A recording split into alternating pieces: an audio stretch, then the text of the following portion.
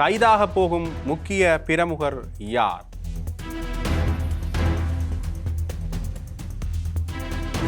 நிதியமைச்சின் வெளிநாட்டு வளங்கள் திணைக்களத்தின் உதவி இயக்குனருடைய மரணம் கொலையா தற்கொலையா?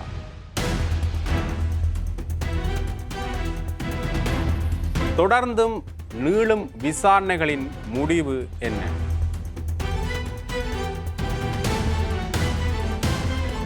தொடர்ந்து பேசலாம். இது ஆயுதம். இதன் ஒரு சொல் கொல்லும், ஒரு சொல் வெல்லும்.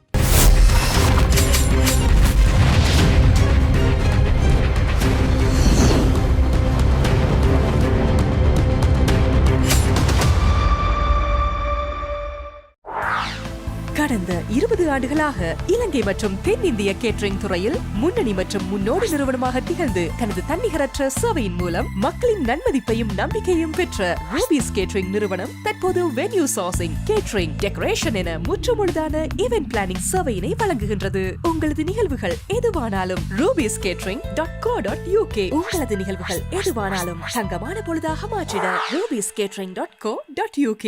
தொடர்ந்துமே இந்த 2.5 மில்லியன் அமெரிக்க டாலர்கள் மாயமானது தொடர்பாக இலங்கையிலிருந்து வெளிநாட்டுக்கு கடன் சார்ந்து அனுப்பப்பட்ட பணம் மாயமானது தொடர்பாக தொடர் விசாரணைகள் இடம்பெற்று வருகின்ற இந்த சூழ்நிலையில் குளியாப்பட்டியில் தற்கொலை செய்து கொண்டவர் என கூறப்படும் இந்த உதவி இயக்குனர், நிதியமைச்சின் வெளிநாட்டு வளங்கள் திணைக்களத்தினுடைய உதவி இயக்குனருடைய மரணம் கொலையா தற்கொலையா என்கின்ற 2 விதமான வாத பிரதிவாதங்கள் சமூக வலைத்தளங்களில் இடம்பெற்று வரதை காணக்கூடிய மாதிரி இருக்கின்றது.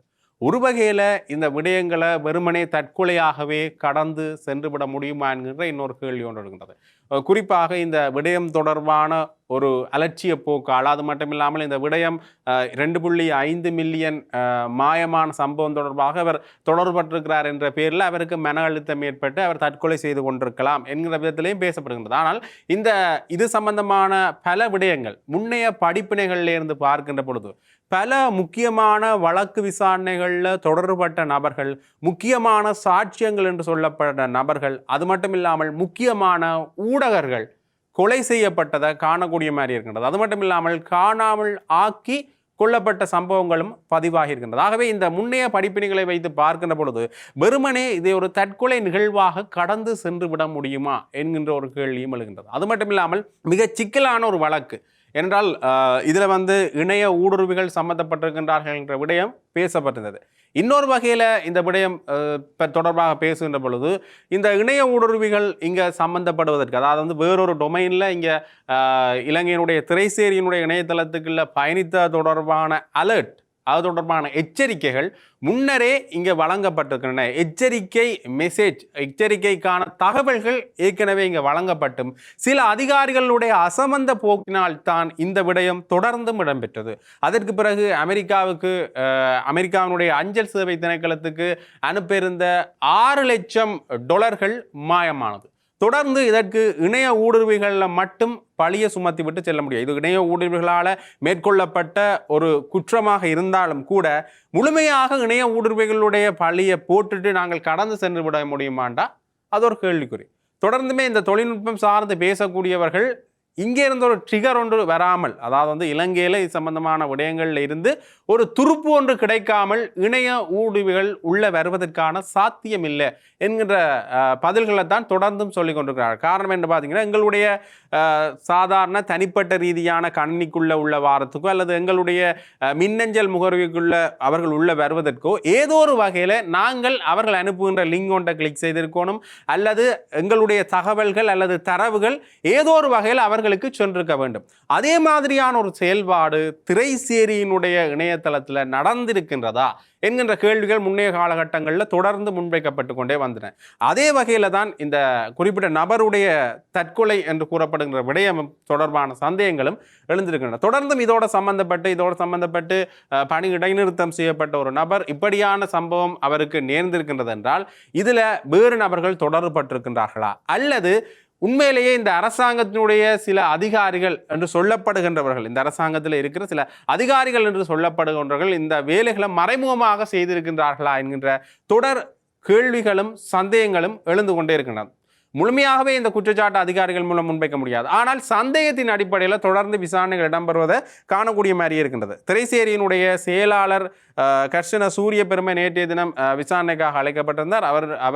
அவர் மேலதிக விசாரணைகள் தொடர்ந்து இடம்பெற்றுக் கொண்டே இருக்கின்றன. அது மட்டும் இல்லாமல் ஏற்கனவே இந்த பாராளுமன்ற உறுப்பினராக இருந்திருக்கிறார். அது மட்டும் இல்லாமல் பதில் நிதியமைச்சராக இருந்திருக்கிறார். ஆகவே இப்படியான ஒரு குறிப்பிட்ட பதவிகளில் இருந்த நபர், இந்த அரசாங்கத்தினுடைய ஒரு நன்மதிப்பை பெற்ற ஒரு நபர் தான் திரைசேரியினுடைய செயலாளராக இருக்கின்றார். ஆகவே இந்த விதத்தில் நாங்கள் பார்க்கின்ற பொழுது ஏதோ ஒரு வகையில் இந்த அரசாங்கம் தன்னிச்சையாக செயல்படுவதற்குரிய சில நடவடிக்கைகளை இவர்கள் மறைமுகமாக மேற்கொண்டு கொண்டிருக்கின்றார்கள் என்ற கேள்வி ஒன்று தொடர்ந்து இடம்பெற்றிருக்கின்றது.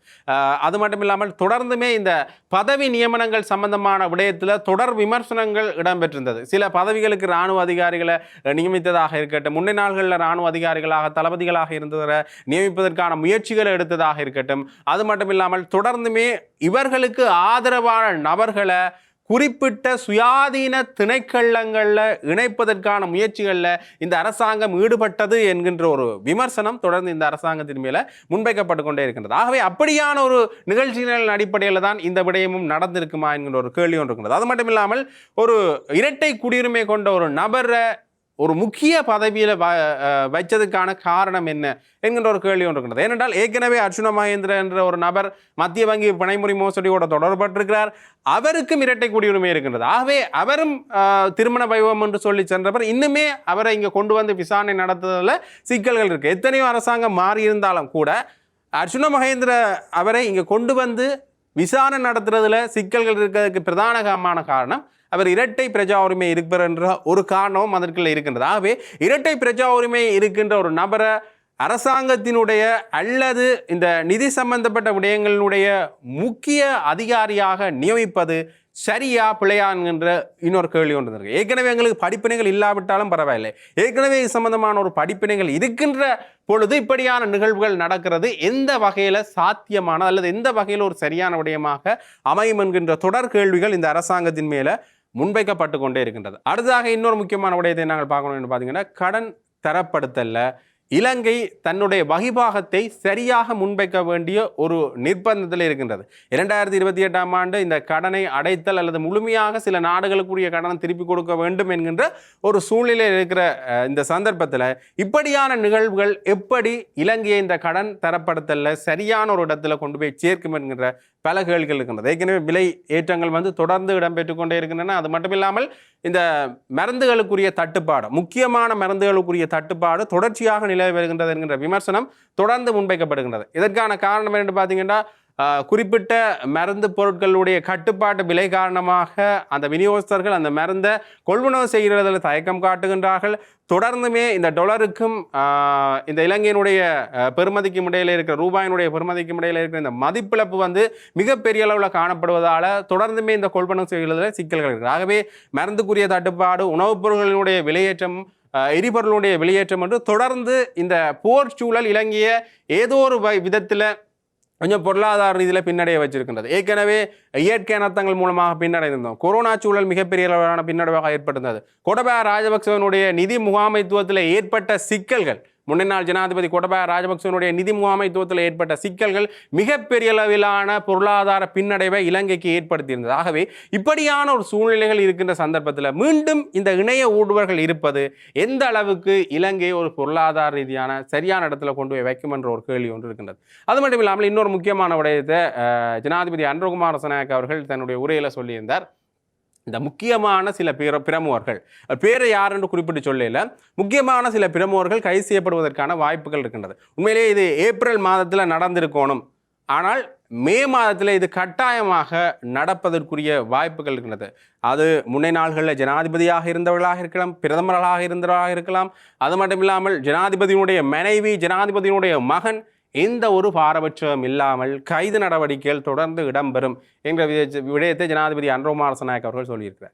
உண்மையிலேயே இதே மாதிரியான ஒரு விடயத்தை தான் இவர்களுடைய தேர்தல் பிரச்சாரங்களில் கூட மேடைக்கு மேடை சொன்னதை கவனிக்கக்கூடிய மாதிரியே இருந்தது. ஆட்சிக்கு வந்த பிறகு கூட பாராளுமன்றத்தில் பேசுகின்ற பொழுது பிரதி அமைச்சர்கள், தேசிய மக்கள் சக்தியினுடைய பாராளுமன்ற உறுப்பினர்கள் என்று தேசிய மக்கள் சக்தி அரசாங்கம் சார்ந்தவர்கள் தொடர்ந்தும் இந்த கைதுகள் இடம்பெறும், நாங்கள் யாரையும் பாரபட்சம் பார்க்க மாட்டோம் என்கின்ற தொடர் வியாக்கியானங்களையும் விளக்கங்களையும் தொடர்ந்து கொடுத்த வண்ணமே இருந்தார்கள். அதில் சரியான முன்னேற்ற போக்கு இருந்தான்னு கேட்டால் கேள்விக்குறிதான். முக்கிய பிரமுகர்கள் அல்லது பிரதான குற்றம் சாட்டப்பட்ட முன்னை நாள்களில் ஜனாதிபதியாக இருந்தவர்கள், அது மட்டுமில்லாமல் பொருளாதாரத்தில் மிகப்பெரிய அளவிலான பங்களிப்பை வகுத்தவர்கள் என்ற பலருடைய பெயர்கள் அடிபட்டிருந்தாலும் கூட அவர்களை வெளிநாட்டில் இருந்து இங்கே கொண்டு வர்றதுக்கான சிக்கல்கள் இருந்தது. அவர்கள் இந்த நாட்டில் இருந்தாலுமே அவர்கள் சில வழக்குகளுக்கு செல்றதிலேயே அவர்கள் சில காரணங்களை கூறியிருந்தார்கள். அதற்கு சரியான நடவடிக்கை எடுக்கப்பட்டதாண்டா அது ஒரு கேள்விக்குறியாகத்தான் இருந்தது. அண்மையில் கூட வீடு சம்பந்தப்பட்ட வழக்கில் மஹிந்த ராஜபக்சவனுடைய மனைவியர்கள் விசாரணைக்கு அழைத்து செல்லப்பட்டிருந்தார். அது மட்டும் இல்லாமல் நாமல் ராஜபக்ச அவர்கள் விசாரணை நடந்திருந்தது. தொடர்ந்து நாமல் ராஜபக்சனுடைய சகோதரர் விசாரணைக்கு உட்படுத்தப்பட்டிருந்தார். ஆனால் கைது நடவடிக்கைகள் பாரதூரமாக நடந்தான்னு கேட்டால் இல்லைன்னு தான் சொல்லணும். ஆகவே தொடர்ந்துமே ஜனாதிபதி அனுரகுமார திசாநாயக்க அவர்கள் இந்த விடயம் தொடர்பாக இனிவரும் காலங்களில் மே மாதம் அளவில் கைதுகள் இடம்பெறும் என்று ஒரு குறிப்பிட்ட மாதத்தை சுட்டிக்காட்டி சொல்லியிருக்கிறார். பார்க்கலாம் அது யாருடைய கைதாக இருக்க போகின்றது என்பதனை.